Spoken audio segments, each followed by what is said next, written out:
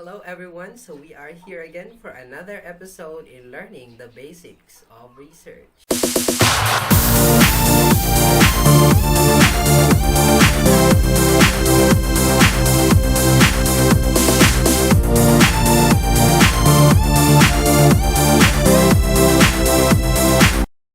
So in this video, I will share to you my knowledge about the tips in writing the background of the study. So disclaimer, hindi po ako expert sa research. So all the things that I'm sharing to you is only based on my experience in writing and in teaching research.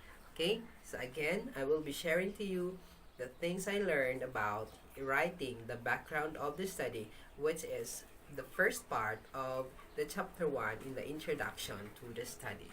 By the way, the background of the study provides us with the background information about the research, and there are certain formats that we need to follow to ensure that the background of the study is aligned to your research title.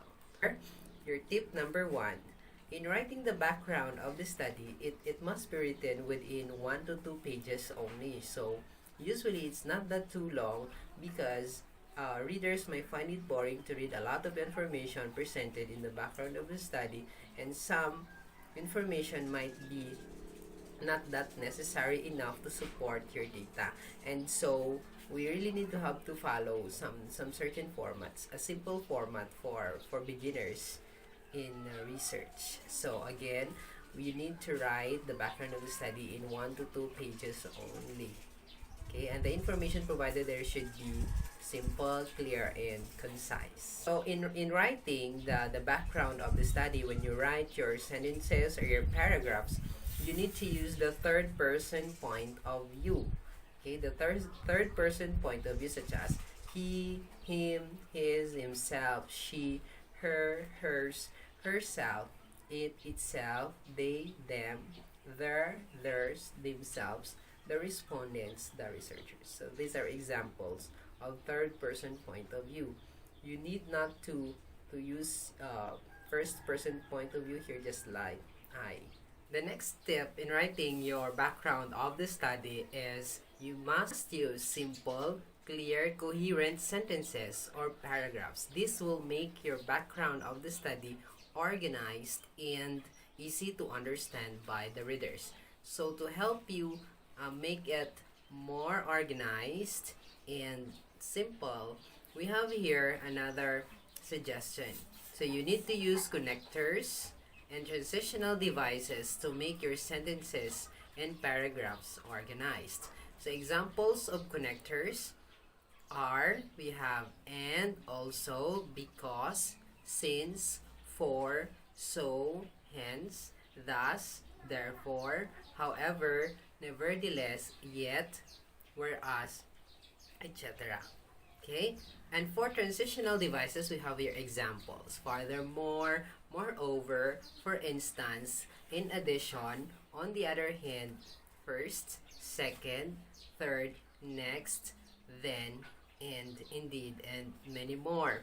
So you have to consider these things in writing your background of the study so that your background of the study will not that vague, or shall we say your background of the study will be clear enough for the readers to read that, and they understand the points being given for each paragraph.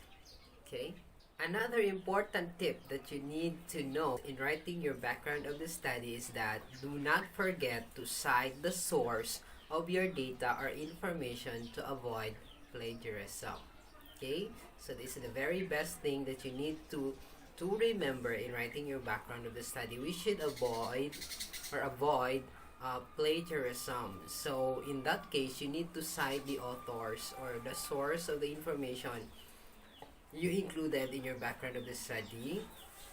And we have here example on how to do that. So you need to write in your background of the study for the paragraphs such as, according to World Health Organization 2020, malnutrition is, okay, so on and so forth. So in here, you are citing that the definition given on malnutrition came from the World Health Organization that was published in 2020, and that is not your own work.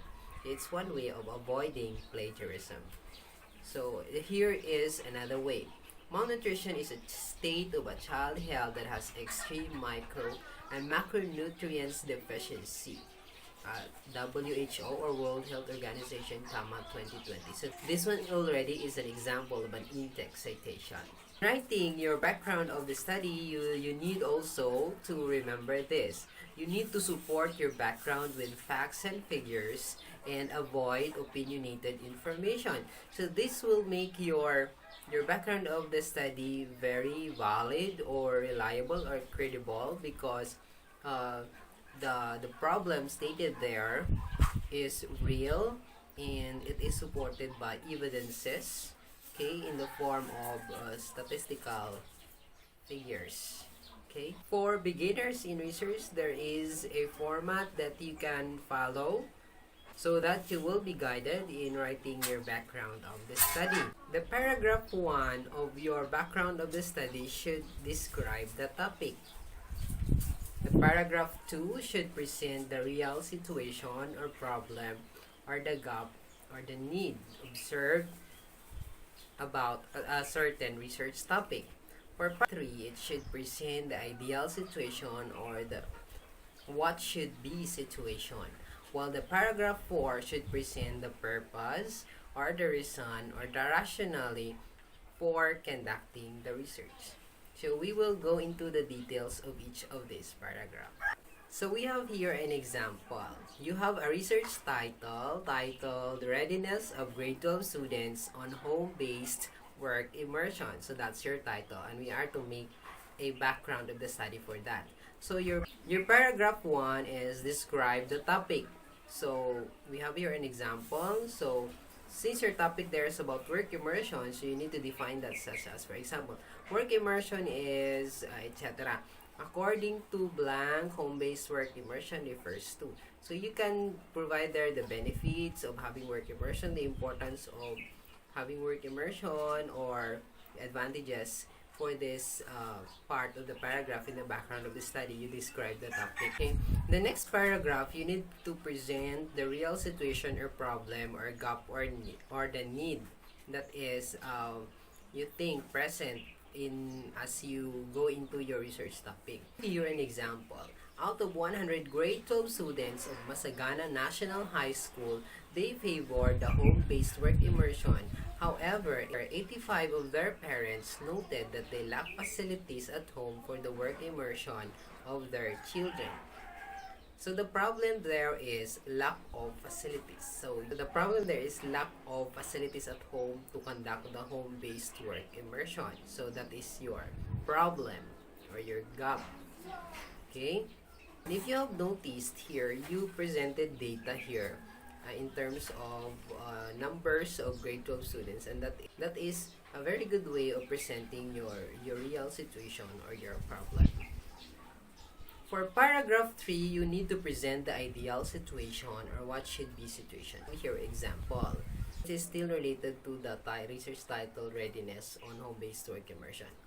So to ensure that the grade 12 students will develop the skill in their specialization through the home-based work immersion, they should have complete facilities at home for their activities. So it is emphasized there that should have, because you need to say that should be the ideal situation. So dapat meron silang facilities doon.